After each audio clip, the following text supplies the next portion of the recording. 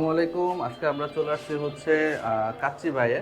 তো সাইম ভাইয়ের একটা কাজ ছিল এবং তাকে সাথে নিয়ে হচ্ছে আমরা ব্যাংকে গেলাম। টাকা উঠাইতে পারে নাই, তারপরে হচ্ছে আমরা কাচ্চি খেয়েই ছাড়বো আজকে।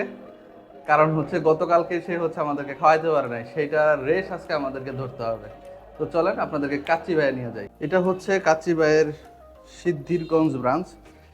এখানে অনেকটা স্পেস নিয়ে হচ্ছে ওনাদের এই ব্রাঞ্চটা তৈরি করা হয়েছে।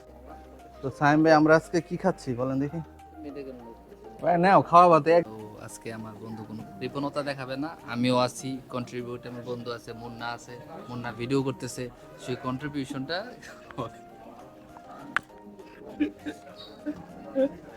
দেখছো, কার্ডের অভাব নেই, আল্লাহ দিলে।